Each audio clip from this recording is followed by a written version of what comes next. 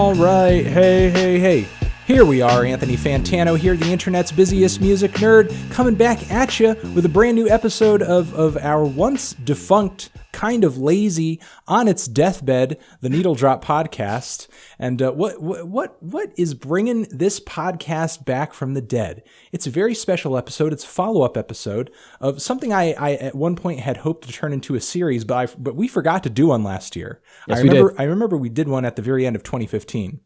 And here we are at the start of 2017, a little late on this one, but we're going to be talking about, and I'm glad that maybe we gave a little time because the hip-hop landscape has changed a little bit. I feel like we have all new artists here to talk about, and the artists who were on the last list that we discussed, they've put out new material, they've kind of changed a little bit. We've all grown, and we have different perspectives now. We've all, grown a little wiser, fatter, older. So hopefully, we can bring some fresh views onto. Hopefully, that was not. I wasn't trying to reference that Drake album, but we're going to talk about that. Having said that, this episode, Mr. D-Respect and I are going to be talking about the 10 worst rappers out right now. Who are the 10 worst rappers? Well, I went on social media and I asked you guys, and these artists who we're going to be talking about in this list, these are the ones that you guys said to me the most. These are the ones that got the most mentions. These are the ones that got referenced to me the most. These are the worst rappers on the planet right now. D, are you psyched to go through this list? I am so ready. Some would even say I was even born ready. Okay. Yeah. That's what some people would say. I'll quote Lady Gaga and say I was born this way. I was born this way. All right, let's talk about an artist who was not on the last list. A relatively new artist in terms of hype and relevancy, Mr. Kodak Black. Now, I've reviewed this guy.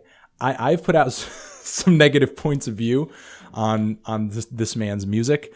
What are your thoughts generally on Kodak Black? Lyrical miracle or just hysterical? Just hysterical. But he's getting a huge boost now because he's currently in prison. What can you say? Yeah. Oh, again, right. Yeah. I think it was a probation violation. What I can say about Kodak Black is that I can say that if we set this out by like degrees, he would be somewhere in the second half of coherent voices where I can make out what he's saying. And that's all the credit that I can give him pretty much. That's all I can really say about him. I mean, I paid attention more to Kodak's antics more than I have his music. I've seen him on Facebook Live when his phone fell and he's exposed his junk. His relationship with the Catch Me Outside girl, which has been a treat to witness. Have you been aware of this? No, only partially aware. Only partially aware. Well, sir, if you're familiar with Jay-Z and Beyonce, you ain't seen nothing yet. Is Chris Hansen trying to locate their whereabouts right now? She is about 13, 14, right? How old is he? He's what, 20, 21? Yeah. Oh, okay. That's this podcast just took a dark turn.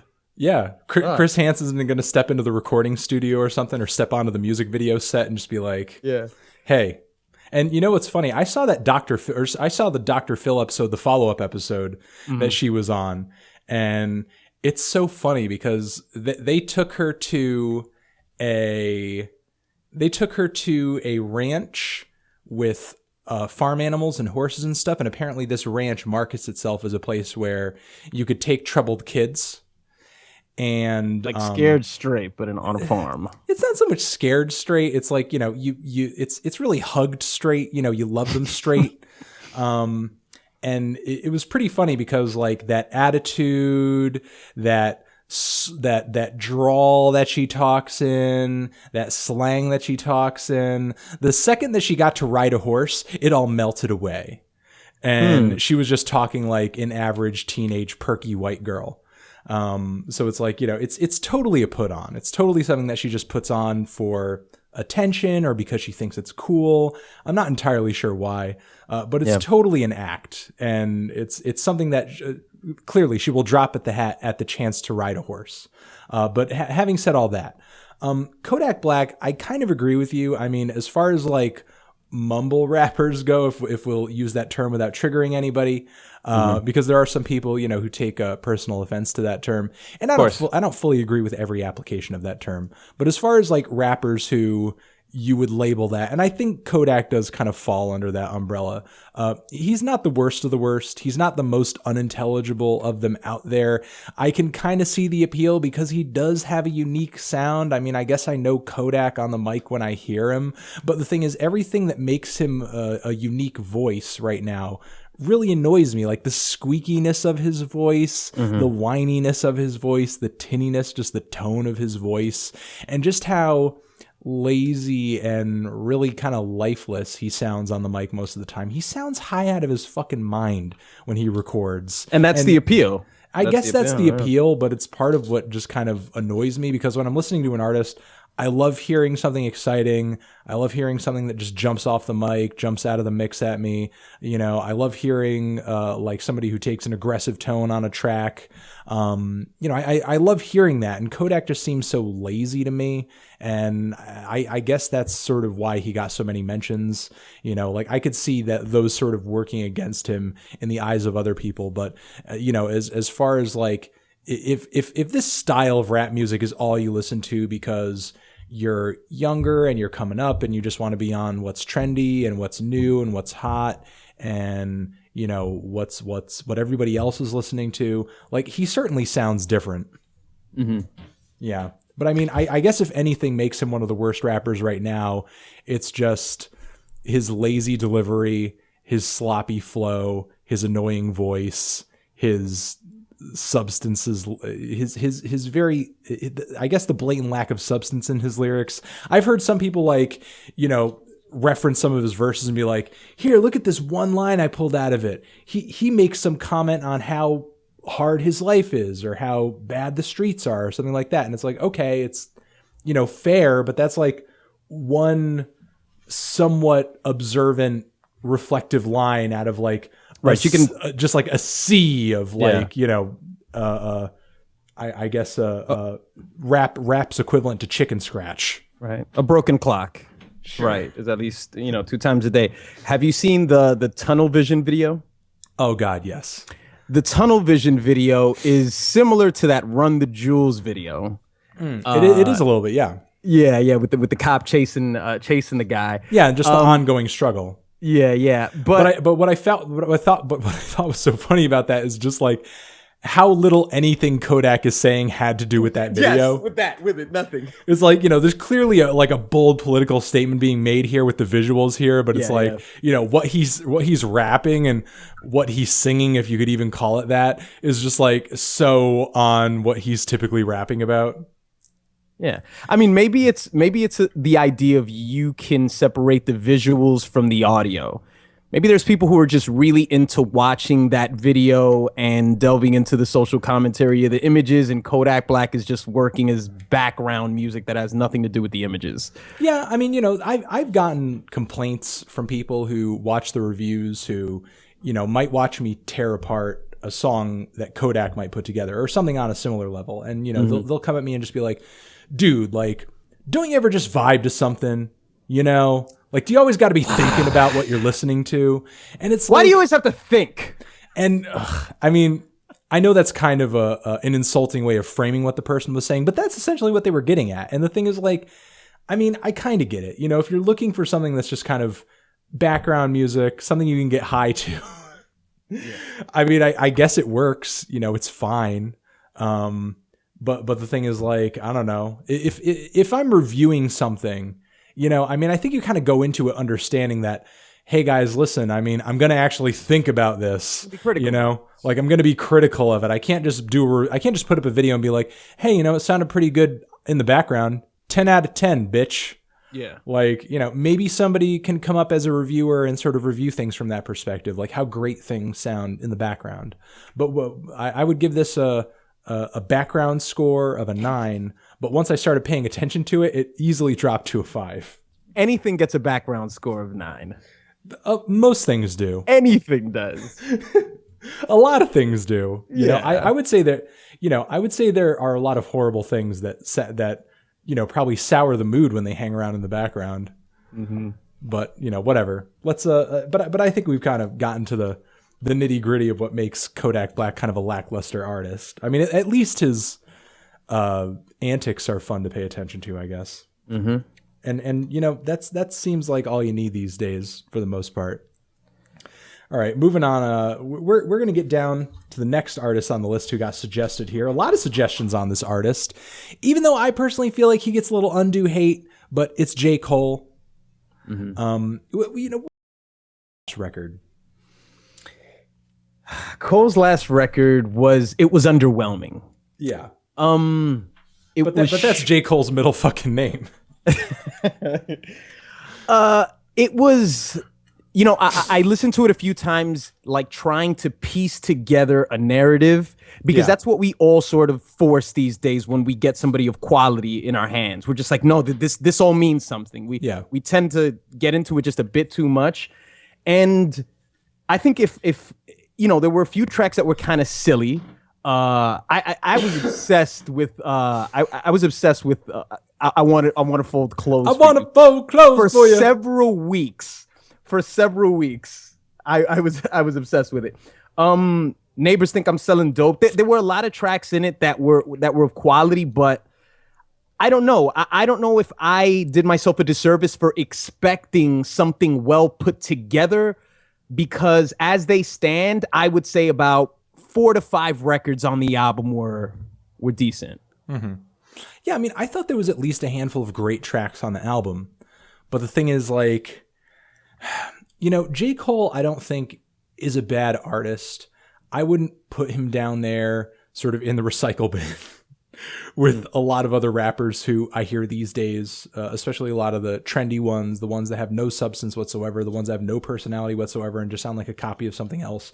To me, J. Cole doesn't sound like a copy of something else. He sounds like himself. But the thing about J. Cole is every time, without fail, and I hope it changes one day, but every time without fail, like, he falls so short of dropping something great, and the amount of distance between what he's doing and a To Pimp a Butterfly or a Good Kid, Mad City or even a Section 80 is just so glaringly apparent.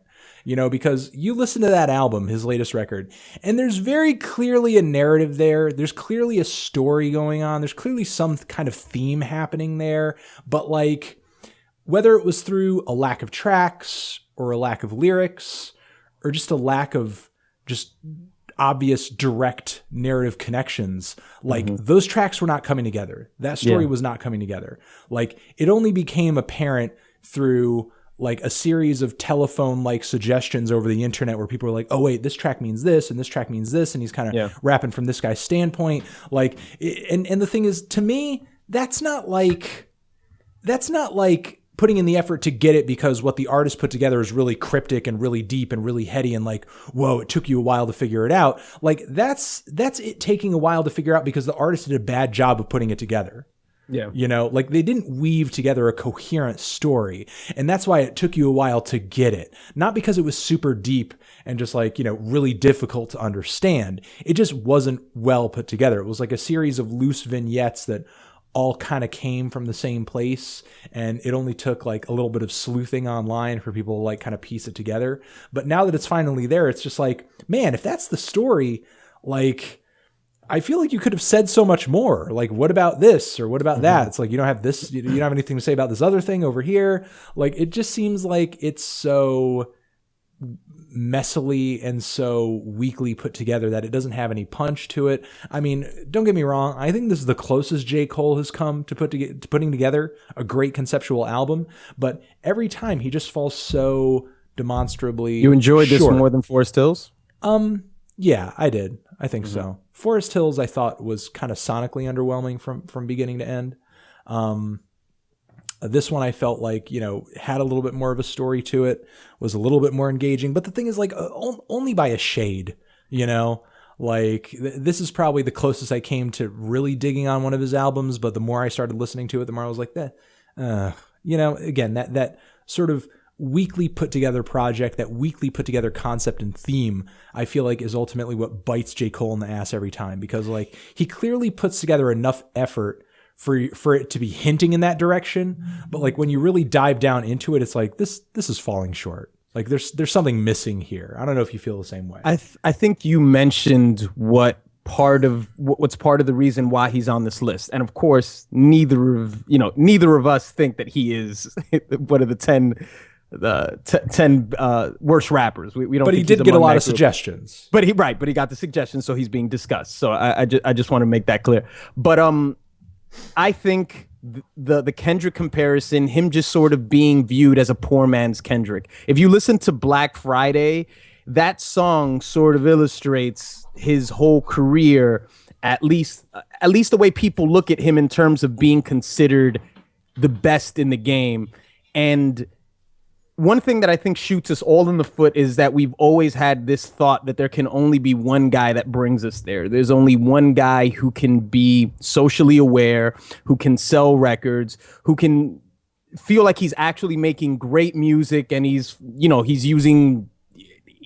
making different sounds. He's appeasing even those that know music on a deep level. We only believe that only one person can stand on that throne. And right now it's Kendrick. And this isn't Cole's fault. He's sort of just working as a poor man's Kendrick, kind of like, the way Rob Lowe kind of worked as like a low rent Brad Pitt in a sense. I mean, do you think that's a product of the times? That's a product of that's us. That's what we turned him into. Do you think that's a product of now, or do you think that's kind of been an ongoing thing? Because I mean, just 10 years ago, you saw a Talib Kweli and a Mos Def coexisting in the same world and collaborating together too, and beloved by fans of each artist, and nobody was necessarily coming to one and saying, oh, well, Mos is just like a really shitty Talib, or vice versa. You didn't really have that discussion. You had different levels because these people were existing in different mediums, and now with the internet, obviously everything is just thrown into the same pot. So now since it's one big great thing, I think now it's really being magnified, and now you can really tell that this has always been an issue. The issue's always been this sort of odd, what I've always compared to be like this odd sort of tie to Christianity that we tend to have, where, we want a savior. Somebody's got to save hip hop. That's what's always being said. That's the language that we use. And Mos Def can coexist with, he can coexist at the same time when Jay-Z could coexist and 50 Cent could coexist. He'd be on BET. He's on MTV. You got the other guy just putting out random mixtapes. Now it's all one thing, and I think it's hurting J. Cole artistically. And obviously, commercially, it's not hurting him. I'm sure this did this thing go platinum? Did he go platinum with no features? Did he? Because that's what J. Cole does. He goes platinum with no features. God, I got so sick of hearing that shit. I don't know. I haven't followed the sales on this new album. Okay. But I don't know. I feel like, as far as I agree with what you're saying to the extent that he's making music that sort of has a conscious edge to it, and he's getting lumped into the same, pot as Kendrick, because they're both kind of doing that, and they're both on that mainstream level. I mean, in the grander sense, I think hip hop is, Lil Yachty is not getting thrown into the same pot as Kendrick or Cole. Neither is Danny Brown or Open Mike Eagle or Run the Jewels or whatever. I feel like people are putting these artists in very different categories. Run the Jewels' latest record was probably their most conscious yet, with loads of social and political tracks, but nobody was coming at that record and just being like, oh, well, you're just making a conscious record now. You're just a poor man's whatever, See, but Cole's so close to the light. He collaborates with him. I'm sure. If Killer Mike was making records with Kendrick. And that's why I think, sort of the comparisons continued. Yeah. But he's on his radar. He's in his radar. Exactly. They're sort of around in the same area on the map. Which, by the way, if Killer Mike and fucking Kendrick made a record together, that'd be awesome. That would be amazing. But the thing is, even if that ended up being the case, I still think there wouldn't really be a comparison there, because Killer Mike is sort of seen as more of an OG. Yeah. Whereas Kendrick's more new. Kendrick has a totally different sound. So it's like, I think there's room to coexist. But the thing is, Cole, I think with his music, purposefully kind of puts himself in that situation. You know, it does kind of have that jazzy tone to it. It does have that conceptual tone to it. It does have, you know, him trying to address wider social issues. But again, as far as like his lyrics and the way he strings his concept together, he just falls miserably short of his competition. And I think that's just consistently why people say he's one of the worst rappers, because he just doesn't match up, I guess. Yeah, I guess if this is all about personal potential or individual potential, then it would make sense that he would be on this list. Sure. I guess that would make sense. Yeah. All right, let's move on to the next artist in this list. One of your personal favorites. We talked about him last time. I'm not really sure if there's too much to say now, though. Did we talk about him last time? Fucking love this guy. Lil Uzi Vert. Was he around the last time we had this discussion? No, we reviewed the Perfect Love tape. Yes, we reviewed that tape together, so that's why the conversation is kind of fresh in my mind. Yeah. But last time we didn't have a chance to talk about him. No, you know why? Because we didn't get a chance to. Well, I'm sorry. I'm going to have the honor of quoting him by saying, Yeah. Was that 5 times or 6? I'm sorry. It was supposed to be 5. You know, the thing about Lil Uzi Vert... I said it 5 times. The thing about Lil Uzi Vert, I guess I would throw him in the same kind of mumble rap trend as people would like Kodak Black. But believe it or not, I actually would give way more credit to Kodak than I would Lil Uzi Vert. Because Uzi, not only do his ad-libs get annoying like that, not only is Ya one of the worst and most uninspired ad-libs on the planet, and I love a good ad-lib. Yeah, you know, if you have a mean, funny, exciting ad-lib that perks my ears up, like the moment that you're about to step to the mic, you know, or, you know, just to like fill out a little bit of dead space in a song, just kind of keep the energy up. I can appreciate that. Yeah. You know, as long as your verses are good, as long as the chorus is good, as long as the energy's there, I can appreciate a little filler ad lib. But the thing is, like, when your ad lib is so annoying and uninspired and obnoxious, like, I don't even see the point. And like, at least Kodak, I mean, at least he's writing something, you know. Lil Uzi Vert, I don't even really get that vibe from him. Like, one of my least favorite moments in hip hop so far this year is Uzi's appearance on the Bad and Bougie track on Migos' new record. Like, to me, that song just ends when he appears at the very end, because there's like a point on the song where he wastes like 2 stanzas of just like nothing, you know, with just like filler bullshit, and it's just like, dude, come on, this is like one of the better singles. This is one of the better singles of 2017. You're just gonna blow it. But the thing is, like, that's kind of what people expect from him. They just expect him to sound like silly and ridiculous on the mic. And I don't know, man. You know, it's like, I can appreciate some lightheartedness and a rapper with personality, a rapper who's kind of quirky or funny or sort of to the left a little bit. But he doesn't really strike me as any of that. He just kind of strikes me as just, I don't know, mindless and just drivel. You want him to be a bit like Kodak, like when he had the Breakfast Club interview where he was wearing a ski mask, like just a bit eccentric. He's not eccentric, he's just dumb. Is that what it is? Yeah, I guess that's kind of what you could say. Yeah, I mean, it's like, you know, and what's funny now is that, like, there's so many rappers today that, like, it seems like on the outside they kind of come off that way, because it's like they're wearing the rock and roll t-shirts and they've got the crazy colored dreads, and, you know, it's like they're all the piercings and all the tattoos, and they look like, you know, really alternative, like they look like some fucking punk rocker from the 90s or something, you know. But then you listen to their music and there's just like really nothing to it whatsoever.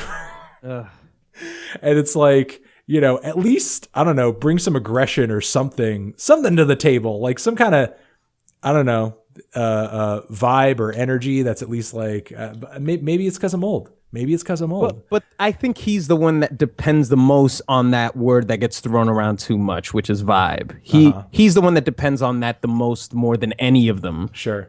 Because he'll just ride a beat and start off a huge record by saying yeah 5 times.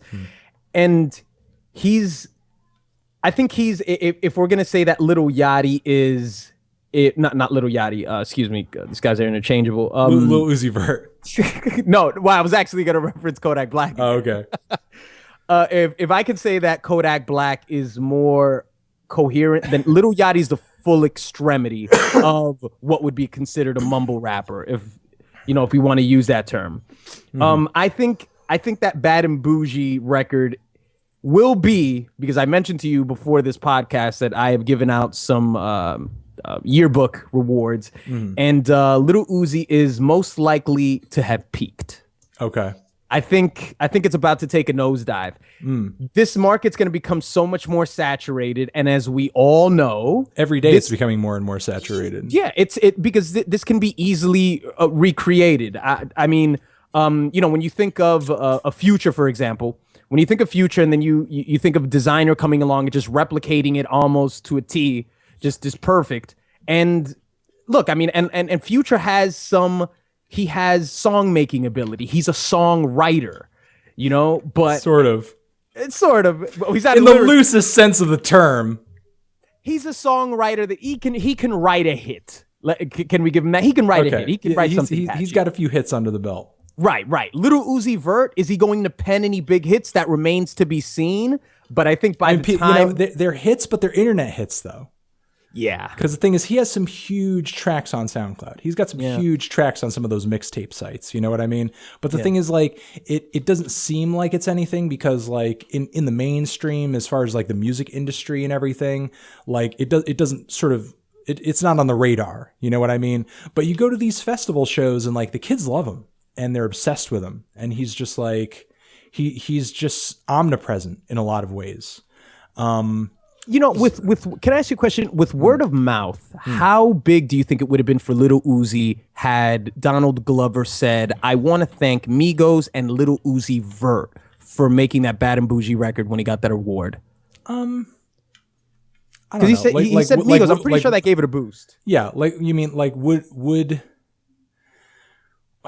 the thing is, like, at this point I don't really think Donald Glover is necessarily bigger than Migos, like maybe in the sense of like he's more widely recognized in the music industry itself, but like Migos I see as stylistically way more influential than Donald Glover, because like when they came out, just ask Drake, that fucking triplet flow, everybody's still doing that fucking triplet flow. Yeah. Like since they broke, like they have way more street cred than Donald Glover has. Donald Glover's street cred is like what, -5.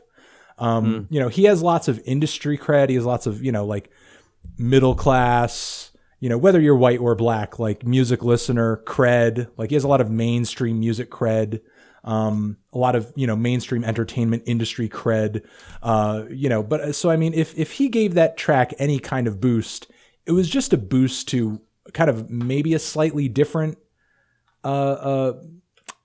demographic or crowd of people. But the thing is, like, a lot of those people who are listening to Donald Glover, they're listening to that trap shit too, because that's what's popular right now. So it's like, I don't know. I don't necessarily see Donald Glover as being like, the reason that track took off as far as it did. No, well, not the reason why, but yeah, just by the mention, because I think Lil Uzi needs anything he can get at this point. If anything, I think it was really the raindrop drop top meme that sort of helped boost that track, because those opening lines became a big fucking meme on the internet, and it would just be it was a meme to sort of just repeat those lines and then come through with a third rhyme to sort of finish it off. That would be like kind of a punchline or a joke to sort of reference something else. I saw Zac Efron in a crop top. I saw him in a crop top. I did. Yes. So I mean, but to bring it back to Lil Uzi.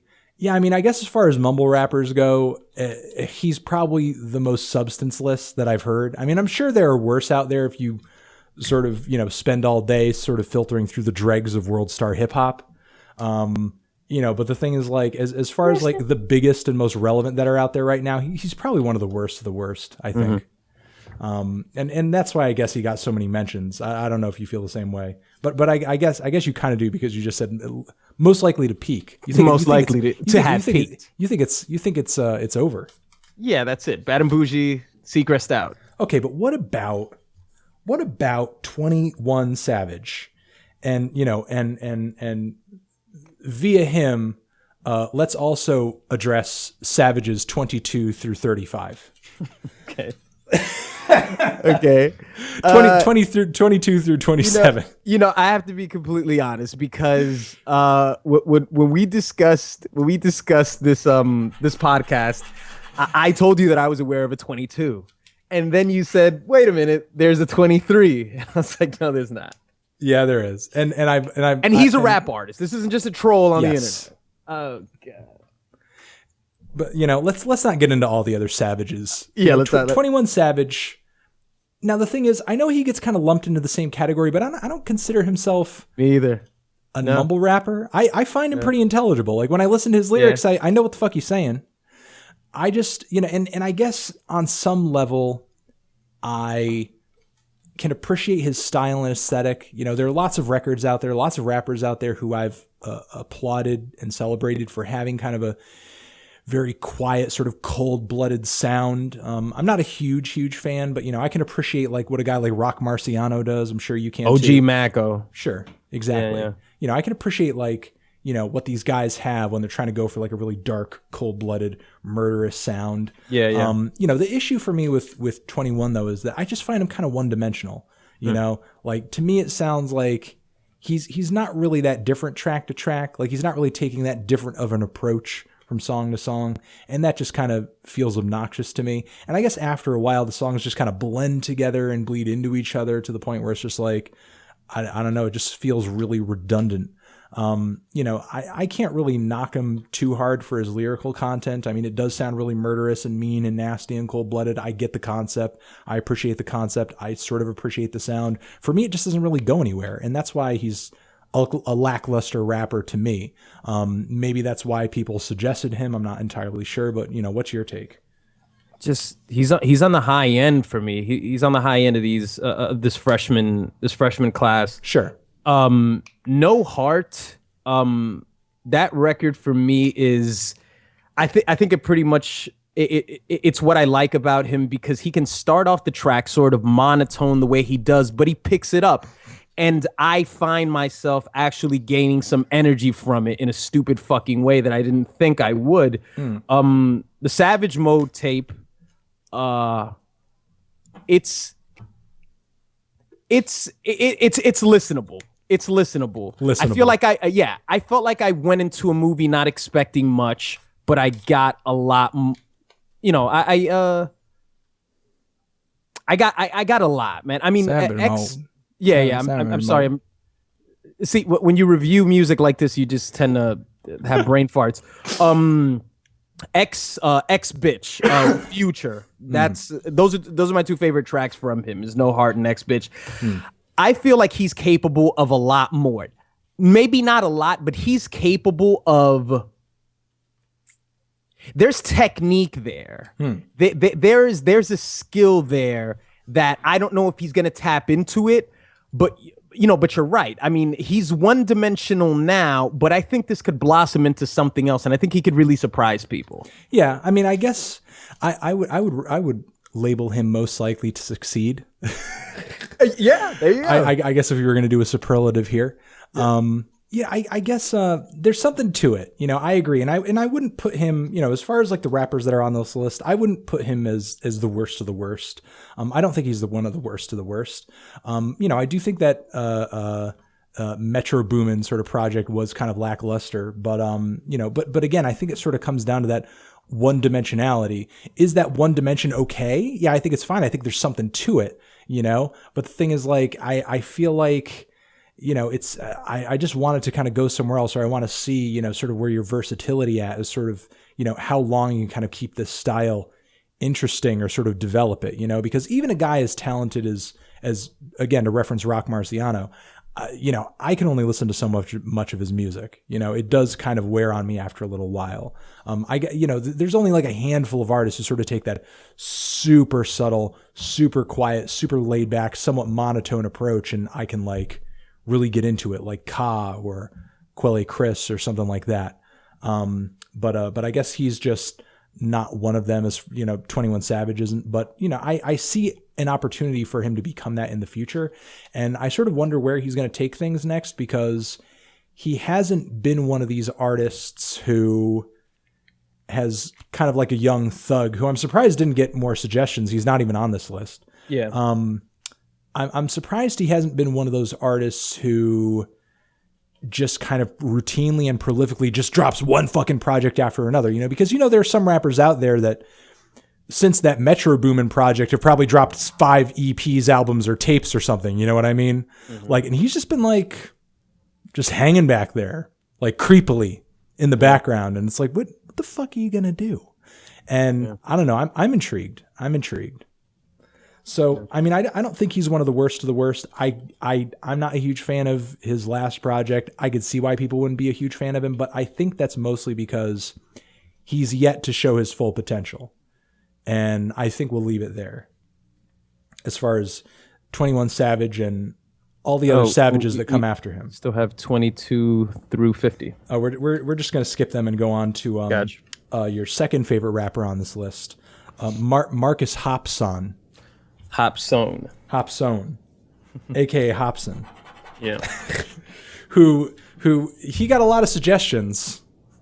No surprise. Yeah. You know, I don't know if there's too much more we could say about Hopsin now. He was on the last one, wasn't he? Yeah, he was on the last one. You know, but the last time we talked about him, had Pound Syndrome came out? I don't think so, right? I don't think so. Was Pound Syndrome out? And I don't know if, it wasn't. Pound Syndrome. That was the fucking title, right? It was Pound Syndrome. Pound Syndrome. You know, now that I think about it, that's such a fucking Hopsin title. That's like so something Hopsin would title his album. Because it sounds hard, but like syndrome is thrown in there because it sounds like kind of like scientific. Sick. He's sick. He's sick, man. I don't get where the pound is from. I don't know. Because it sounds hard. Hard. Is that what it is? Okay. Pound Syndrome. He's down with the sickness. Oh God, cringe. But you know, that's again, you know, we said J. Cole's middle name was underwhelming. Hopsin's middle name is fucking cringe. If his middle name is anything, it's cringe. Most likely to cringe is the yearbook superlative we'd give Hopsin. He's got his new video that he put out a couple weeks ago. The "It's Your Fault." Yeah, and you know, that's just so his attitude. It's more the same from him, except this time he's not targeting his manager anymore. He's targeting one of his best friends, who was in the crew. I think is Swiss. Yeah. He's targeting Swiss, not Swizz. Yeah. He's like, oh, you're just like your brother or whatever. So he's turning on everybody, his girlfriend. At what point this record there's going to be a record that he's going to come out with, and he'll do this. He's going to come out with a record called The Mirror. And he's going to rap in front of the mirror the whole time. And he's going to say, it's your fault. And then he's going to break it. Yeah, but the thing is, you know that, like, see, this is the thing about Hopsin. He's just so, at least in his art, I can't say on a personal level, but he's just so, he just lacks any kind of introspection. Like everything and anything that's wrong with the world or a situation has to do with somebody outside of him. It can't have anything to do with him. He didn't create the situation. Like that stupid fucking song where he's just tearing down that friend of his who was addicted to drugs. Yeah. And he was just like, you know, it was just this whole big show of like, you know, this is all you. I hate you so much. Da, da, da, How could you do this to me? How could you do this? You know, exactly. Like it's like, you know, the song is all about him being angry and how mad he is at, you know, his friend's shitty life choices. And then he had the battle record to God. Yes. He battled God. And the thing is, like, you know, again, It's Your Fault. That's so a Hopsin song title because it's like, you know, his music is all about blaming other people for his problems, blaming other people for the problems that he sees in the world when he doesn't sort of think like, wait, maybe it's me, or wait, maybe it's my perspective on not an the option, issue. bro. Not an option. Not an option. And, you know, that's consistently what makes him such an annoying artist, because the thing is, like, with Hopsin, I think we could say of anybody on this list, he has the most technical skill. But the thing is, like, it's used for evil. Evil being cringe. Every single time. You know, I remember a pretty funny article that came out around the time Pound Syndrome dropped, was one reflecting on that one track, which was like a funny interlude track where he did like a parody Future song. And he was just like, yeah, these rappers, they ain't even saying anything anymore. They just say some dumb shit over a hot beat to make you like it. I'll do that. And then he starts sort of, doing this feature impression, and it's a pretty spot on impression. Yeah. And immediately this article was like, Hopsin accidentally drops his hottest song. Best song he's ever done. and it's a song where he's trying to parody music he thinks is bad. It sounded good. And, I get it. It's like, it's like the asshole who spends all of his days, all of his years, like perfecting his craft at playing guitar. And then he sort of comes along and, sees like a Ramones show or something. And he's like, anybody could do this. This is stupid. And then he just like, comes out with his own parody Ramones song, but it accidentally ends up being like a good punk song. Yeah. Like that's pretty much the equivalent of what's going on there, and that's the thing. It's like so much of what makes his music bad comes down to his just shitty perspective. And it's funny because like when I listen to his music, I just can't fathom the fact that the man is over 30. Because it's like all these things that he says, all these epiphanies that he has, like these are things that I remember thinking and feeling like when I was 14 or 15. It's like, yeah, like when I was 15, I used to think like religion really sucks. And like all these people that do drugs are really stupid. And it's all their fault. The world's stupid. And it's just like, once you get older and gain some experience, like you learn that there's like so much more to like what motivates people to do certain things than that. And there's so much more to the world's ills than, oh, it's religion, or, oh, it's drugs, or, oh, it's conservatives, or, oh, it's liberals, or, oh, it's whatever, and he just seems like somebody who buys so quickly into that mindset. He's always angry. And I feel like for example, Uzi has a song on the Purple Tape, I do what I want. It's like, now I do what I want. Now I do. It's jovial. It's fun. It's like, hey, I do what I want. I'm playing. I'm a kid. If Hopsin made that song, he would add anger to it, and that song would have a totally different tone. And I understand that's not his. That's his art, But it's just like one tone, and you would expect somebody that would be so technically sound would observe that and say, you know what? I've been what's it monochromatic this whole entire time. I got to switch up these colors, man. I got to start doing different things. And he never seems to have that overview of his music, which is really surprising. So that record is coming. There's going to be a record where eventually it's going to be through the process of elimination. If God is already done, Weed's already done, my girlfriend, my best friend, he is going to come out with a record where it's just going to be like, I hate myself. But that'll be the next thing is, what I was going to say earlier is that person who he's rapping at, who he's angry at in the mirror, he will see that person as someone else. Exactly. You'll see images of someone else in the mirror. Exactly. Well, it's not just that. He'll see it as kind of like a schizophrenic sort of thing. He'll be like, oh, the evil side of me, or the bad side of me, or the really annoying or sort of, judgy side of me, who I know they're there, but the thing, and I want them to stop. But you know that he's not going to get down to like the root of the problem, because it's going to be like that person in the mirror is going to be someone else. It's going to be him, but not him. He's going to here it is. He's going to back up from the mirror at the end, and then it's going to be an image of somebody who looks like Trump. And it's going to be a huge social statement. He could put that song off if he does a Trump diss track. Oh man, that should be coming out. That should be on its way. He could just be like, all the world's problems are because of Trump. Or whatever. Oh, I would love to hear that song, please. I would love to hear that. It would be so adorable to listen to. Okay, let's move on to the next artist in this list. As tempting as it is to do an entire Hopsin podcast, the next artist in this list, I don't really have much to say about him, although he got a lot of suggestions. His name is Famous Dex.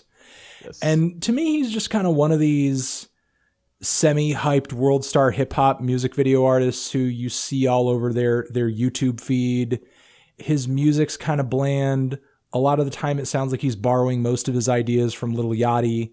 I mean, he has a few internet hits that are okay, but there's not really much to his sound or style that I don't already hear in other rappers of his style and of his sound. He just kind of sounds like, as far as mumble rap goes, and as far as like that really trendy trap rap goes, like he's just one of the more non-essential artists I've heard right now. I've yet to hear anything that sounds uniquely his in a song. So it's like, I'm not even really sure how to address why he would be suggested or how I would sort of go about critiquing him, other than to just say it doesn't sound like he, or even look like he has much of a personality of his own.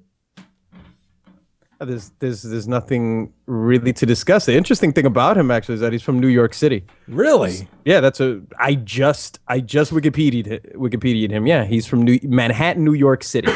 That's a big surprise. That is kind of a surprise. I guess designer was a surprise. I guess this is less of a surprise, but most likely to beef with Lil Yachty. We were pretty much in sync with that one. On that, I heard a song where I think in the hook he goes like, oh, I'm not that little boat, but that's my bro. That's passive aggression right there. That's gonna build up until he keeps hearing that his red hair is similar to the boat, and you're gonna see a dumb internet post. You're gonna see him on Instagram. You'll be like, dumb Instagram post. That fuck nigga, that fuck nigga, Lil Yachty nigga. Hey, you been tired, nigga? Like and it's a bunch of incoherent shit, and that's all she wrote. Well then let's if you don't really have anything else to say, then let's just skip over to the Lil Yachty then. Let's do it. Since he's the one of the next artists in the list. He does such a good job at stealing from Lil Yachty that he's done the one thing that none of these kids have done yet, and they haven't taken Lil Yachty's sort of lively instrumentation. Like they haven't taken that sound. He has. He's been borrowing that a little bit. You can tell. He has. Yeah. And that's one of the more obvious things about Dex, because the thing is, there aren't too many rappers out there who sort of, and this is what stands out to me about Lil Yachty, that makes such upbeat, kind of happy-go-lucky, very smiley, very shiny, bright sort of trap music. Like he doesn't bring that sort of dark, very nasty, menacing tone that a lot of trap music does. Mm-hmm. And that's one of the most unique things about Lil Yachty, in my opinion. Right. Within the context of that type of music, you can see where Lil Yachty works. I wouldn't be caught dead fucking listening to him. But when I hear Lil Yachty, I can understand to some extent that I'm not really supposed to be paying attention to what he's saying. It really is about the whole entire sound of the package. When I saw him in that Sprite commercial, shit got real. Like it was one of those life affirming moments that it was kind of like, all right, we're all going to hell because Lil Yachty is in a Sprite commercial with LeBron James. And I think since then, I think Rap Critic told me that he's in another he's in a Target song. He recreated. What was the song that he recreated? It's It Takes Two. The Rob Bass song, and on the hook is Carly Rae Jepsen. I fucking love that song. Okay, you love the rendition of it? I love the rendition of it. Yes, I do. Have you heard it? Yeah, I heard it. It's fun. It's fucking fun. Well, look, if it's fun, it's fun. I think he did a great job of recapturing what made that track so fun, and for 2017. Like, oh man, I'm Lil Yachty and I'm down if you're down. Like people give him shit as if he knows nothing about hip hop. He doesn't appreciate hip hop. And I get that he gives off that vibe. Mm-hmm. But the thing is, like, he has, people act like he has no technical skill, like he has no lyrical skill whatsoever. And I'm not saying that, I'm people. You're people. I'm people. I'm just complimenting his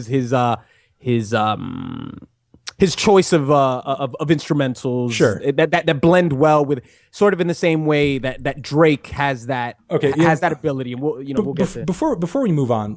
Obviously we're going officially into Lil Yachty at this point in the list. Let me just say, in the list, Lil Yachty is probably my favorite out of all the rappers who have been suggested. So okay. I am a Lil Yachty apologist. I mean, none of his projects have made my loved list. Like, I've never loved a Lil Yachty project from beginning to end. Like, but it hasn't offended you. His projects have, always had some flaws to them, but I've liked, his projects. He's made some of my favorite songs over the past few years. I loved his appearance on that Dram track Broccoli.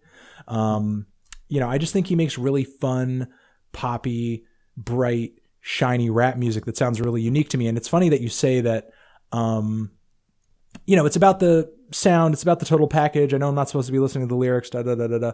I mean, I actually like his lyrics because it's not that he's super lyrical. It's not that I think he drops like super hot bars. I just think he's funny. I think he's got a fucking sense of humor, and it comes out really obviously in his music. Like, he's clearly self-aware of how goofy his music sounds. Like, he's clearly self-aware of how goofy his voice sounds, and he so plays it up. And I just like how, again, how humorous his bars are. I mean, I thought he had a couple funny lines on the It Takes Two track. Again, it's like, I'm not listening to him like, damn, he's dropping some cold, hard shit. No, of course not. I mean, but the thing is, like, I think he has a sense of humor. I think he brings like a really fun, happy-go-lucky vibe to a song in a way that I don't think a lot of rappers do these days. You know, it's like, it seems like if you're not trying to sound hard or aggressive, you're trying to sound super meaningful or like sad or like buttery smooth in the same way that Drake does. Like, I remember, and you know, you're around the same age as I am, you know, a lot of the hip hop that came up in the 80s and the 90s, and sure, there was like lots of meaningful and, you know, serious and aggressive stuff that came out then that was great. But like, what coexisted also at that time is like, you had serious, like awesome, fun, upbeat, like inspiring party music that came out of that genre too. And it seems like there's less and less of that these days. I mean, sure, there's plenty of hip hop out there that you can party to, and people do. Like, you know, people party their fucking asses off to Bad and Bougie. But, you know, there's nothing really about that song that like feels as upbeat as a Lil Yachty song, you know? And to me, he's sort of bringing that upbeat vibe back to the genre in a really real and in a really entertaining way. And I feel like people don't give him enough credit for that, just because they sort of see the fact that he fits into this mumble rapper mold to an extent, but then he'll come through with a rendition of that. Like, look at it this way. You could not ask Lil Uzi Vert to do a rendition of It Takes Two. Like, he would not come through with two coherent verses to do that. You know what I mean? Lil Yachty did. Like, were they amazing verses? No. But the flow is there. Could Kodak? No. Fuck no. But Lil Yachty, the mood was there, the tone was there, the pronunciation was there. You know what I'm saying? Like, these other artists who people also toss into that mumble rap sort of bin, like, could not do that. You know, and while Lil Yachty doesn't try, I don't see it as a complete lack of lyrical ability. I see it more as a means of his philosophy, because, you know, again and again, in a really bold and upfront way, he said in interview after interview, like, listen, this is like not what hip hop is about anymore. You don't need to have a cold 16. You don't need to add a hot 16. I mean, you know the interviews, you know, the conversations that he's had. Like, that's just the way that he sees the genre moving right now. And, you know, but the thing is, like, you know, sure, he's not a fucking exhibit, like, behind closed doors, you know, but the thing is, like, he can at least step up to the technical ability necessary to tribute a classic song like It Takes Two. I mean, I get why people don't like him. I think he sounds goofy. I think he sounds ridiculous on the mic sometimes, but that's kind of his appeal to me. I think he sounds kind of silly. I think he's kind of taking the piss out of sort of, you know, hard rap music in a way. Mm-hmm. Sometimes sort of paving the way for artists after him in a sense. Sure, if they want to be goofy, if they want to be silly, if they don't want to have to play up this hardened image or something, you know? Yeah. Without necessarily like trying to soften yourself up in a way where you're clearly just doing it for attention, sort of in the same way that, like, you know, Young Thug or Lil B might wear a dress.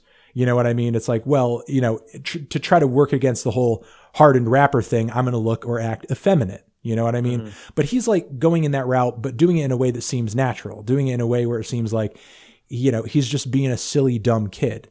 You know, he's not doing it for attention, you know, only to sort of connect with other kids who are sort of also kind of isolated out there and also feel kind of like, wow, you know, I'd really like to act silly or dumb or, you know, ridiculous if I want to, you know. And the thing is, like, I feel like there's more and more of a place for that kind of personality in music, especially hip hop these days, because of, you know, the way that meme culture has kind of infused itself into hip hop right now. Like, Lil Yachty is such a rapper that I think could only exist during a time when meme culture is kind of as popular as it is within the hip hop community.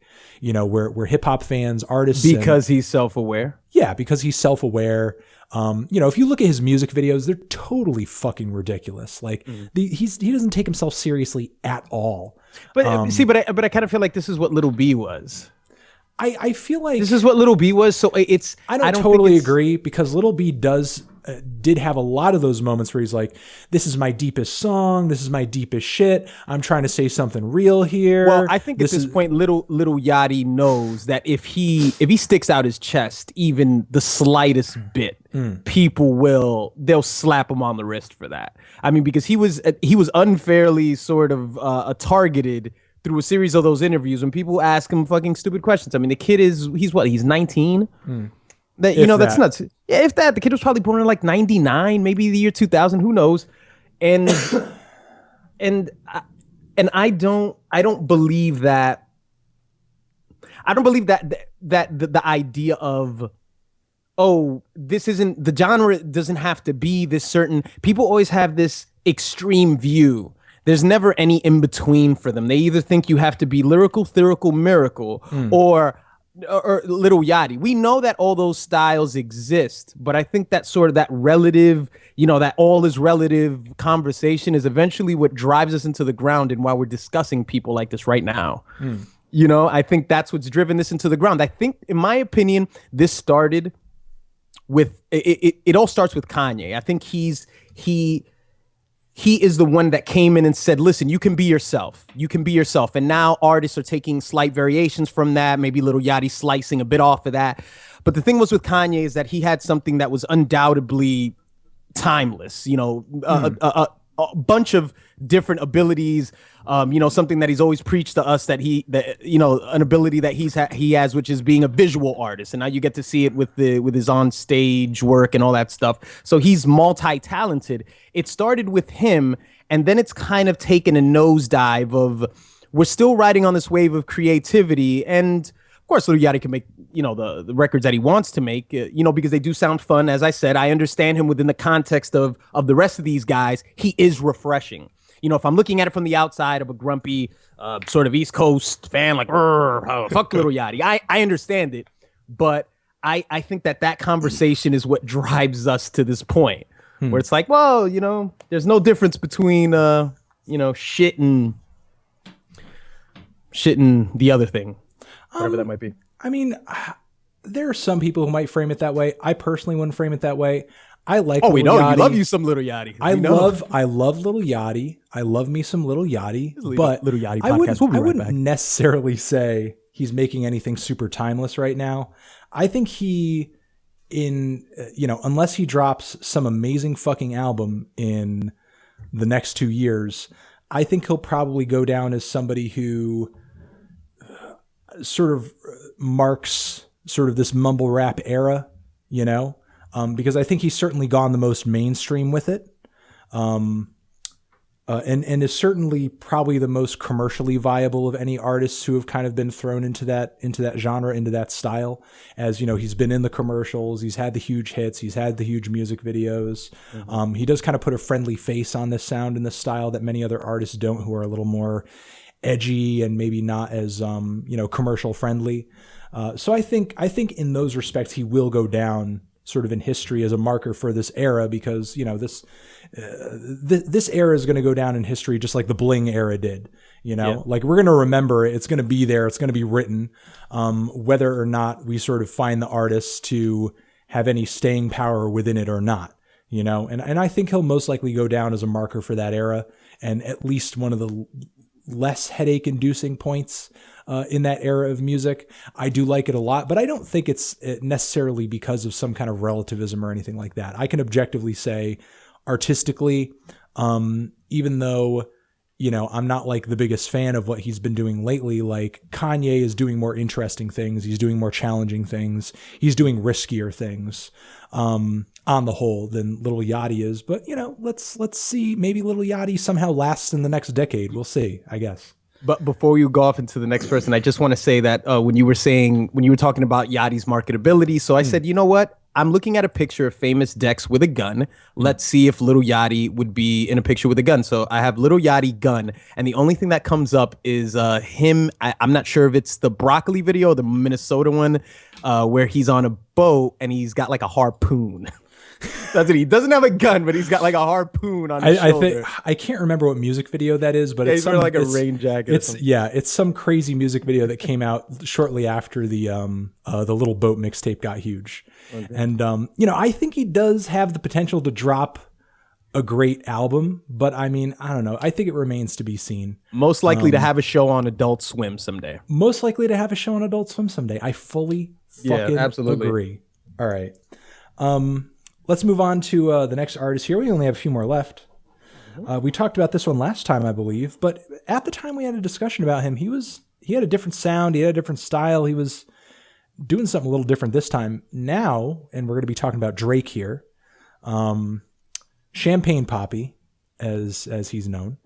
A lot of people lately, and maybe this is why he's on the list, I'm not totally sure, but a lot of people lately have been talking to me about Drake as if he's not even hip-hop anymore because of what he did on his last album, Views, because he's sort of going further in that pop direction, further in that dancehall direction. Some people seem to feel like, even though a bulk of the tracks on his album were hip-hop, he's kind of giving himself up more to the pop world than he is the rap world. Like he's not hip-hops anymore, I guess. Mm-hmm. And maybe that's what makes him a lackluster rapper at this point, because on the rapper front, it seems like he's not really trying all that much anymore ever since, if you're reading this and those Meek Mill disses dropped, it seems like his head's kind of been in a completely different musical space. Kind of maybe becoming a victim of his own success. I mean, maybe that's why More Life is getting pushed back as much as it is. That's never a good sign. Yeah, because that was supposed to be out at the end of February. At the end of February? I thought it was supposed to be out late last year. Then it was supposed to be January. Then it was supposed to be the end of February. And now who the fuck knows? Yeah. So I think he's broken out commercially so much with those records, with those different sounds, that now he's got to sort of keep going on. I mean, he's not going to come out with an album, and people need to just let go of the idea of him coming out with an album with a song, every song sounding like hype from Views. I would love it.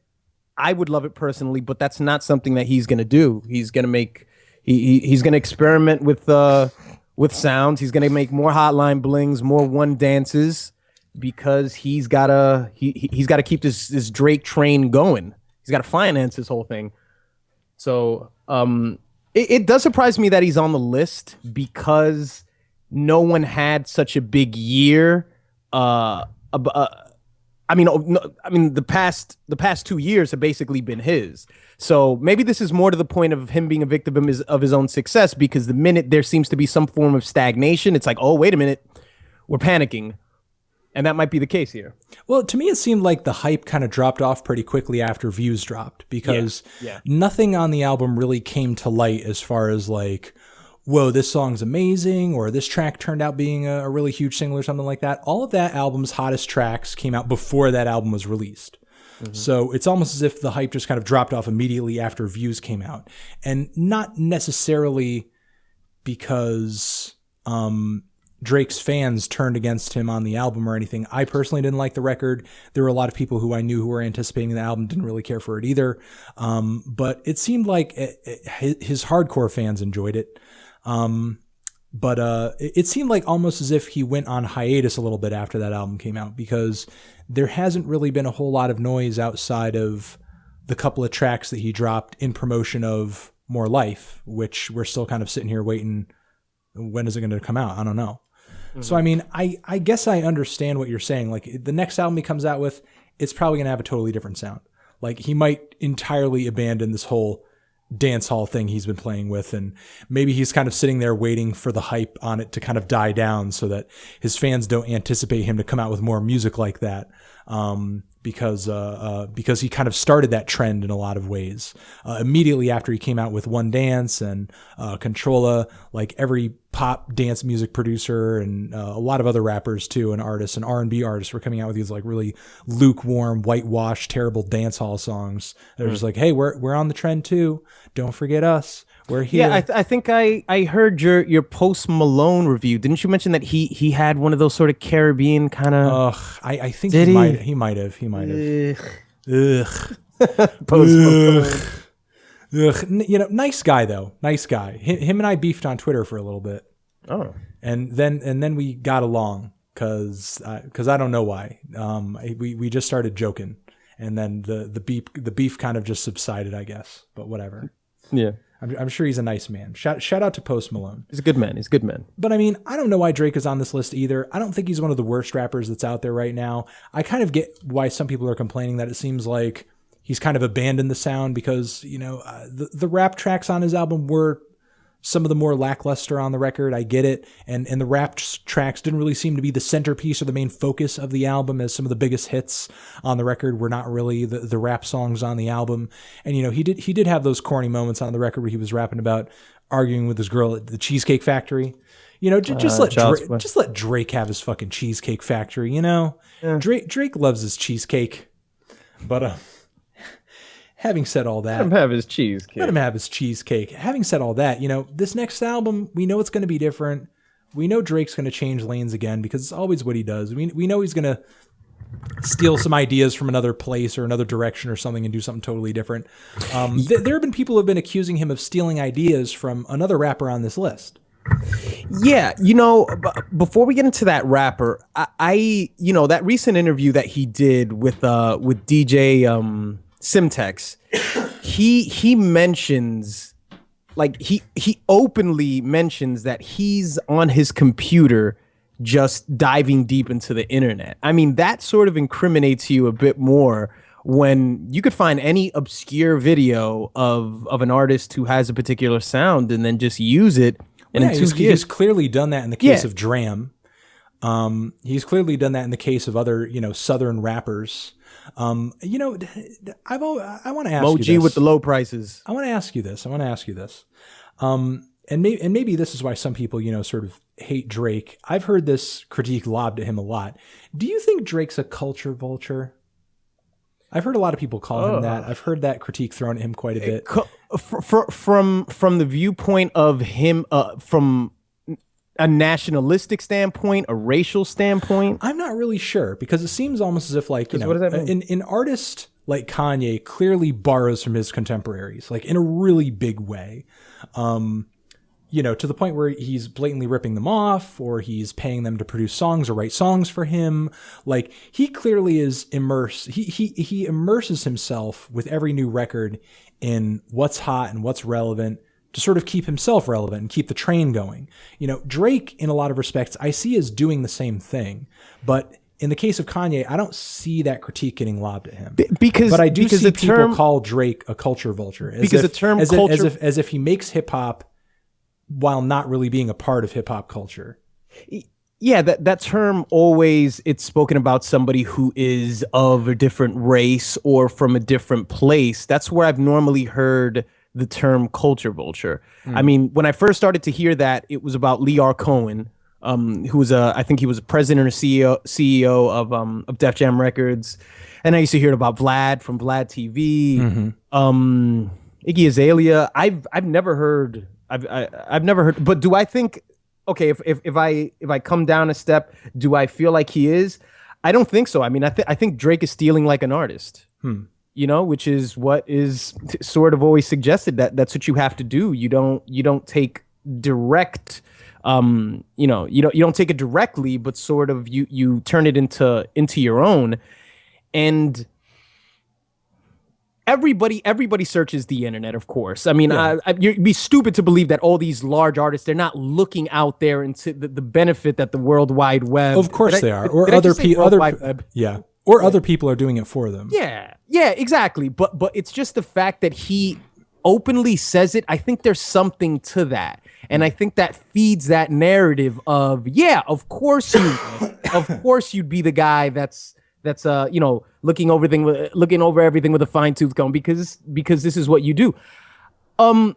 He's being innovative because, I mean, as you said, people are borrowing those sounds that he's using now. Migos can that's confirmed. He did, Yeah. but so did a lot of people. Sure. So did a lot of people. Drake's not the only one that was guilty of that. Yeah. The Weeknd is another big one. The huge one. Yeah.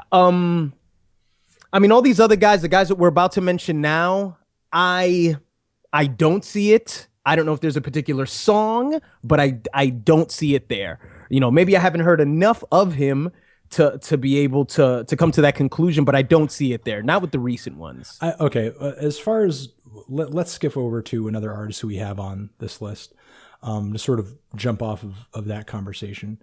XXXTentacion. So I have heard some people specifically say that Drake took one of his flows off of a track and put it onto one of his tracks or put it on a verse. There's one particular one particular flow, and that's it, because that's really all about his sound that I could see Drake taking, like a flow or something. Because to be honest, like his sound is so angry and loud and distorted and aggressive. I can't really see many artists out there. It's more of akin to Wayne's. I think closer to Wayne than Drake. I don't know. But I mean, as far as this guy goes, I mean, do you know much about him, or have you heard much of his music? Because to me, he just kind of falls into the category of like of Dex. I mean, internet fame. Sort of. I mean, yes, but the thing is, like, if you go on SoundCloud, there's like a really healthy trend going on SoundCloud right now of artists who make really edgy, distorted, angry, very aggressive hip hop music. And, some of them are white guys, some of them are black guys. I don't know where it kind of started. I mean, I know Bones is one. I know Space Ghost Perp and sort of the Raider clan had a big following over there for a while before Space Ghost Perp kind of fell off the radar. Denzel Curry is one. Puya is another example. This guy is another example, who we're talking about right now. There's just a lot of angry, loud, very in-your-face trap rap going on SoundCloud right now. And I kind of see this guy as the most extreme of the extreme of artists who are kind of playing with that sound right now.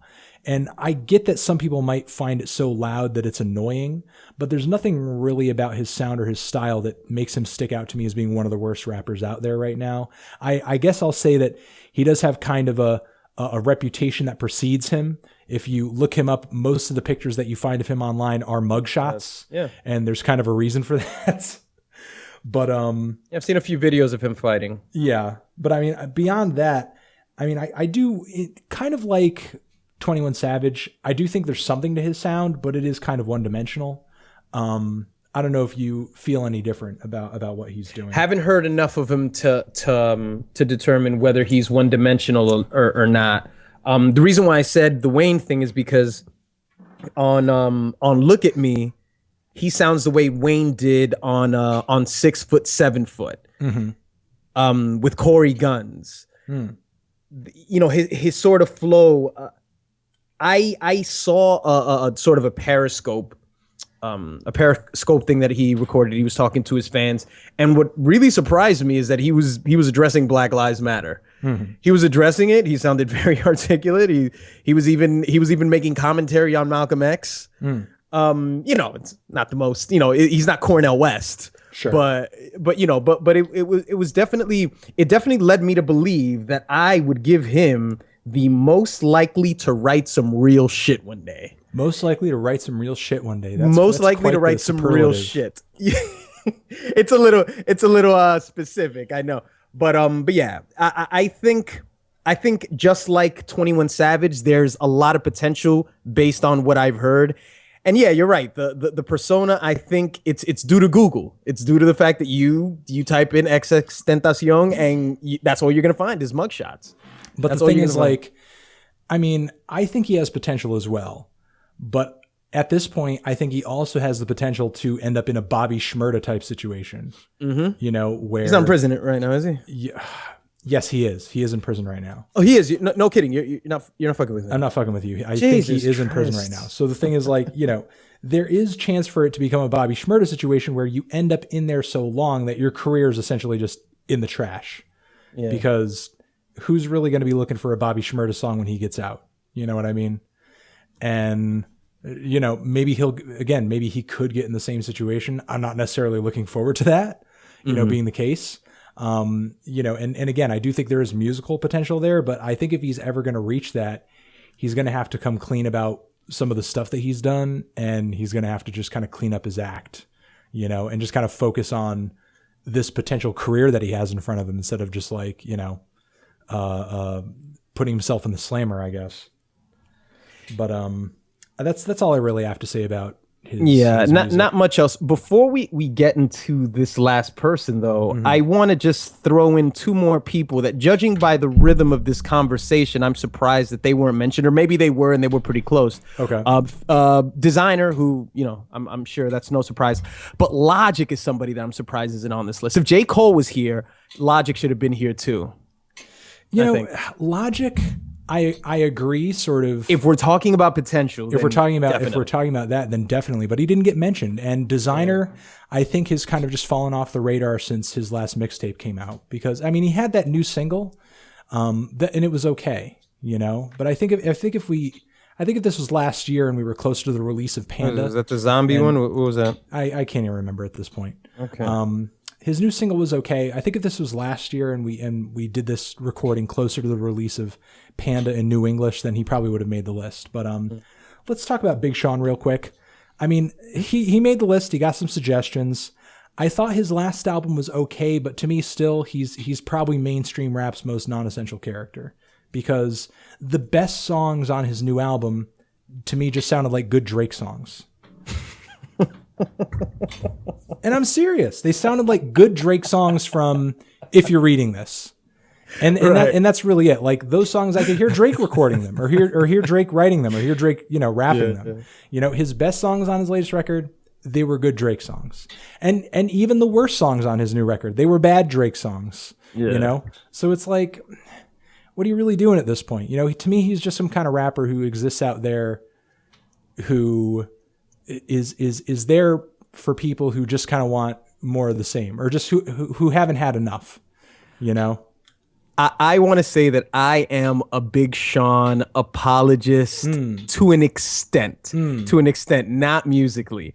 I do remember around the time when Control came out, you and I had a conversation. I'm not sure what it was, but I said Big Sean's verse was good. And you were like, get the fuck out of here. Like, you were just telling me, like, are you retarded? You really think he had a good verse?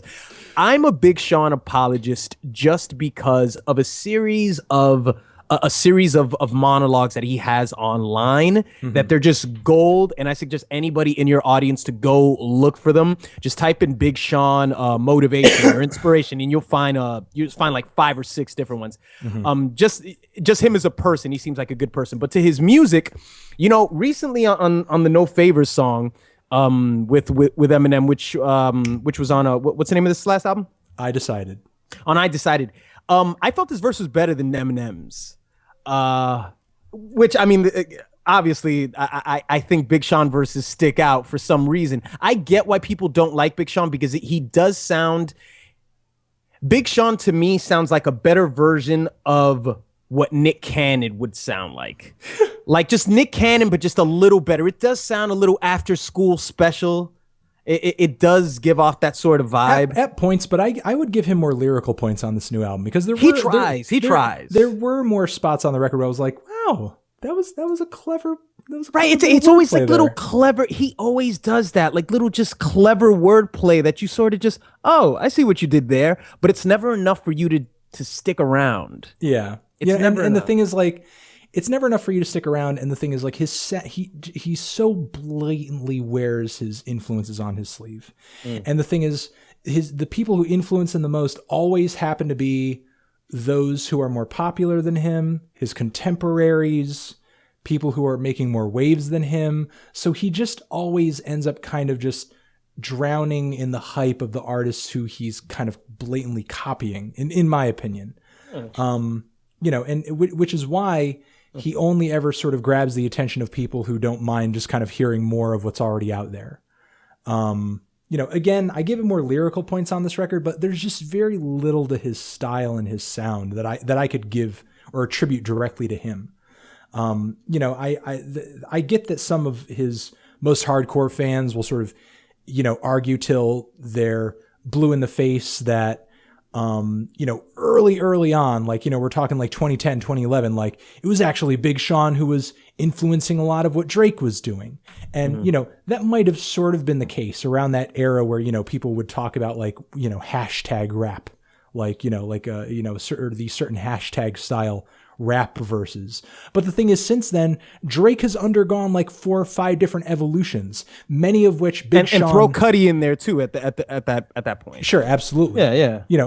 Drake probably has even more so than Sean. Drake has undergone so many evolutions, at least a couple of which Big Sean hopped on the wave of. So it's like, obviously it's a bit of a two-way street there. It's not just Big Sean influencing Drake every step of the way, maybe a little bit at first, but Drake clearly took what Big Sean did and just brought it to a higher level, and that may not necessarily be because of just pure skill or anything like that. I'm sure a lot of it comes down to marketability.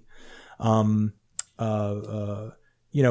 beyond that, I just don't really sort of see Big Sean's place in hip hop right now. That continues to be a problem for me. But yeah, that's kind of my take on him overall. So eventually Big Sean will, if we're predicting what Hopsin's next move is going to be, Big Sean's next move is going to be sort of this releasing himself of the shackles and saying, I've always been in somebody's shadow. Because you're right. I think he's going to continue to be another artist's shadow because he's just always comfortable. It just works. It just works for him. He's comfortable. He's not there. a leading man. He's not a leading man. I think it's where he does his best work. There doesn't seem to be any pressure for him to do anything else. So I think he's just going to continue down that road. Yeah. All right, man. This has been a pretty interesting conversation. We've gone through a lot of material here. Yes, we have. And everybody listening, thank you for sticking around to the very end. This has been, goddamn, the 10 worst rappers out right now. My guest has been none other than D-Respect. Check out his YouTube channel. Check out his Twitter page. They're linked down there in the description. This has been another episode of the Needle Drop Podcast. You're the best forever.